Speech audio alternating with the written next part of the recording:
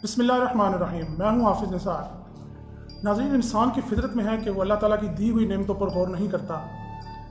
वो हमेशा दूसरों को दी गई नेमतों पर गौर करता है या उन चीज़ों की तरफ देखता है, उन चीज़ों पर गौर करता है जो उसके पास नहीं होती।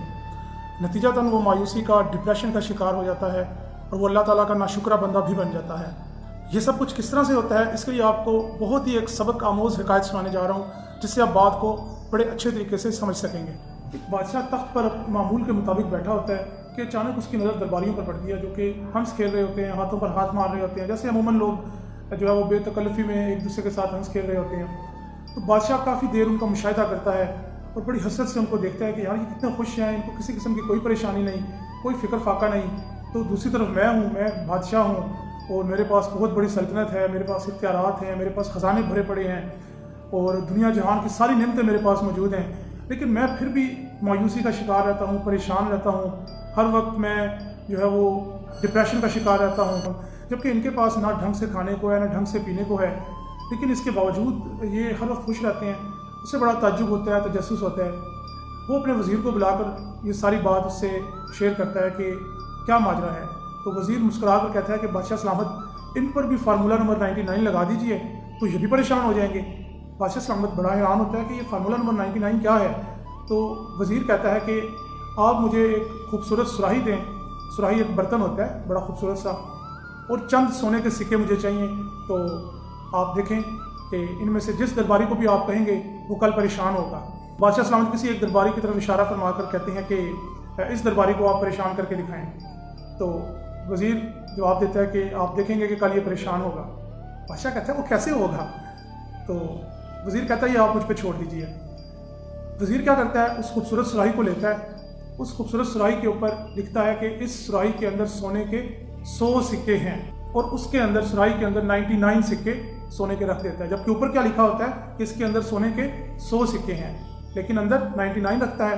रात के अंधेरे में उस दरबारी के दरवाजे पर दस्तक देता है। दस्तक देने के बाद वो सुराही उसके दरवाजे पर रख देता है और वहाँ से चला जाता है। वो दरबारी बाहर आता है, बाहर आकर देखता है कि दरवाज़ा किसने खटखटाया, बाहर तो कोई भी नहीं है। तो अचानक उसकी नज़र पड़ती है दरवाजे के साथ ही एक बड़ी खूबसूरत सी सुराही पड़ी होती है और उसके ऊपर लिखा होता है कि इसके अंदर सोने के 100 सिक्के हैं। वो खुशी के मारे अपने घर जाता है, अपनी बीवी बच्चों के पास जाता है और जाकर उनको बताता है कि सोने के 100 सिक्के अल्लाह ताला ने मुझे तोहफा दिया है। उस सुराही को पलटते हैं और सोने के सिक्के गिनना शुरू करते हैं। गिनते गिनते वो तो 99 होते हैं। तो दरबारी बड़ा परेशान होता है कि सोने का एक सिक्का आखिर कहाँ चला गया। वो दोबारा से गिनता है, फिर से 99। वो अपनी बीवी को कहता है, फिर बच्चों को, बारी बारी सब गिनते हैं, लेकिन सिक्के 99 होते हैं। दरबारी बड़ा परेशान होता है। वो अपने बीवी बच्चों समेत घर के बाहर जाता है, दरवाजे पर ढूंढता है, देखता है कहीं सुराही में सुराख तो नहीं हो गया, कहीं सोने का सिक्का कहाँ गिर गया है। वो पूरा घर छान मारते हैं, घर के बाहर भी सारा छान मारते हैं, लेकिन सोने का सिक्का नहीं मिलता। गुस्से से अपनी बीवी से भी और बच्चों से भी बोलता है कि सोने का एक सिक्का कहाँ चला गया। और सारी रात इसी असना में वो जागते हुए और सारी रात सोने का एक सिक्का तलाश करते हुए गुजार देता है। अगले दिन जब बादशाह सलामत के दरबार में वो दरबारी पेश होता है तो बड़ा परेशान और बिल्कुल चूँकि उसकी नींद भी पूरी नहीं हुई होती और परेशान रहता है और एक कोने में जाकर बैठ जाता है। तो बादशाह सलामत उसको दिन भर ऑब्जर्व करता है, मुशाहिदा करता है उसका। तो वो दरबारी एक कोने में ही लगा रहता है। बाकी सब दरबारी हंस खेल रहे हैं, उसको बुला रहे हैं, उससे वजह पूछ रहे हैं कि आप क्यों परेशान हैं, लेकिन वो ना किसी को कुछ परेशानी बता रहा है और मुसलसल किसी गहरी सोच में मुब्तला है और एक कोने में होकर सिमट कर बैठा हुआ है। बादशाह देखकर बड़ा हैरान होता है और वज़ीर को बुलाता है और बुलाकर पूछता है कि तुमने ऐसा क्या किया है कि ये शख्स वाकई बड़ा परेशान है जो कल बहुत खुश था। तो वज़ीर ने कहा कि बादशाह सलामत, आप उस दरबारी को ही बुलाकर पूछ लीजिए कि उसके साथ क्या हुआ ऐसा। तो बादशाह सलामत उस दरबारी को बुलाता है, बुलाकर उससे सारा माजरा पूछता है। तो वो सारी बात बताता है।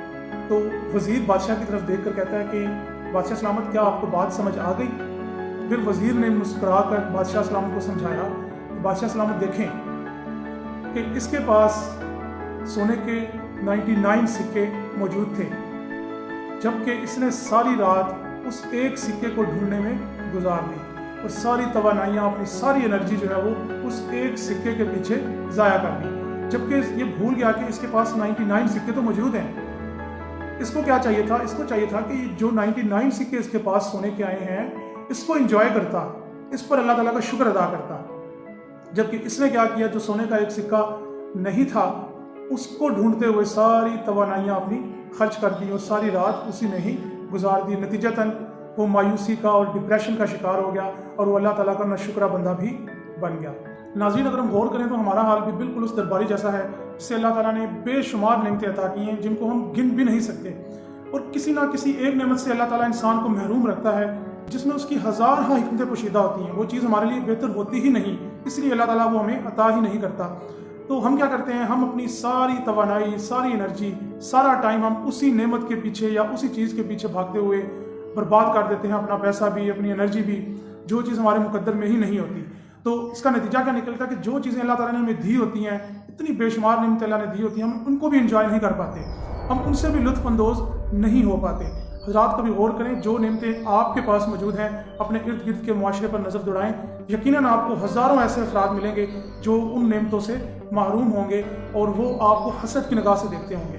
تو ناظرین اللہ تعالیٰ کا شکر ادا کیا کریں ہر حال میں, اور جتنی زندگی ملی ہے اس کی قدر کریں اور اللہ تعالیٰ کو یاد کریں اور اللہ تعالیٰ کا ہر حال میں شکر ادا کیا کریں.